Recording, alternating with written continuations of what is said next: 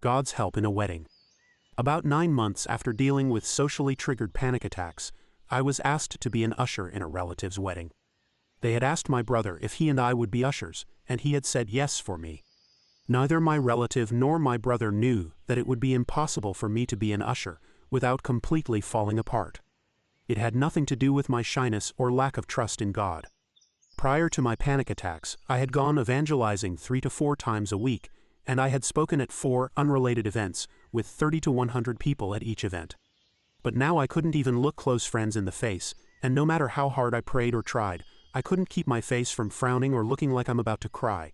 Sometimes my voice would even start to quiver. Because my brother had already said I would usher, I decided to pray about it before calling to let them know I couldn't do it. I didn't receive any noticeable answer from prayer, so I decided to call and cancel. A week or 2 went by and I still hadn't gotten around to calling them. I told myself, I still have plenty of time, I'll call them next weekend. But every time I was free to call them, either they were at work, or I didn't have my phone on me, or I forgot, or something else would come up. This went on till there were only 2 weeks before the wedding. It was really weird and embarrassing to me that I hadn't succeeded in calling them yet.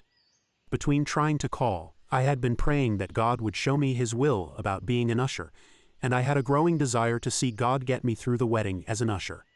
The only problem was, I had no strong assurance that He would. So I told myself I'm for sure going to cancel this weekend. But weird things happened and I forgot again. It got down to the Wednesday before the wedding, which was on a Saturday. I was starting to believe that my inability to cancel was God's answer to my prayer.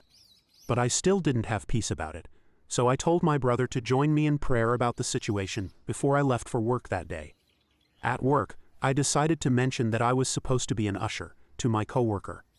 I don't talk much with my coworkers because they don't care about God, and God is all I care about, so when either of us think of something to say, we always stop and listen. When I started one of my rare conversations, my coworker cut me off, which I don't think he's done before or since.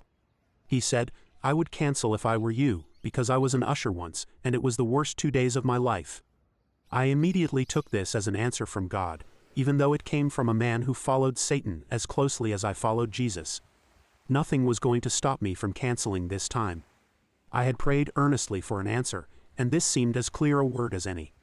But about 5 minutes after my resolution to get out of this wedding, I remembered how these loud, seemingly clear answers are not always from God. Like when God spoke to Elijah in a still small voice, but not in the whirlwind or the earthquake. I had a strong desire to see God do something in my life, and I really believed that God had been the one keeping me from canceling so far. I also had a growing peace about being an usher, and a growing confidence that God would help me. The rehearsal day came, and I was falling apart. I had no idea how God would get me through it, but He worked out the details. I was able to sneak in the back, while the wedding coordinator explained the basic plan. I was really struggling, even though no one was looking at me, but seemingly random coincidences, such as funny jokes by an uncle, or being able to slouch behind the guy in front of me, kept me pretty under control. When I got home, I knew for sure that if God didn't intervene, there was no way I would get through this wedding. I was so worried that I actually considered not going. That night I pleaded with God to carry me through this wedding. Daniel did a similar thing in the scriptures. God had promised to set the Israelites free from captivity after 70 years. But right before the 70th year, Daniel fasted and prayed for God to do what He promised.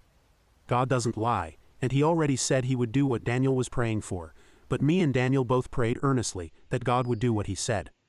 I remember driving to the wedding and almost sweating because of the anxiety, which I knew could alter my face in an instant, no matter how hard I tried to smile. God answered my prayer and carried me through all 12 hours of the wedding, 9 a.m. to 9 p.m. Before I share some of the details, I should mention that my 2 biggest fears about ushering were that I would be grimacing as I greeted the guests, and that I would be frowning in the wedding pictures. When I arrived at the wedding, I was greeted by a man I had never met before. He was bubbling over with kind words, and he took the attention off me as we waited for the guests. Right before the guests started arriving, I was given a stack of bulletins to fold, and told to lead some of the guests to their seats. This was the first wedding I've gone to with only 2 doors and 3 ushers. Not only did I get out of greeting guests, but God provided a stack of unfolded bulletins to keep me occupied. When it came time for the wedding pictures, God worked it out so that the photographer was late, and only had time to take a few family photos before the next event. The ushers weren't even asked to be in a picture. When the wedding coordinator informed me that I was supposed to release the guests, row by row, I had seen God do so many things already that I was actually excited to see what He would do next. Instead of manipulating the situation, God gave me just enough strength to smile or have a straight face. I don't remember frowning even once as I released the rows. I can see now that God had definitely been the one leading me to be an usher, and the enemy had been the one trying to deter me. God did many other things, so that by the end of that day, my faith was greatly strengthened, and I was overflowing with thankfulness.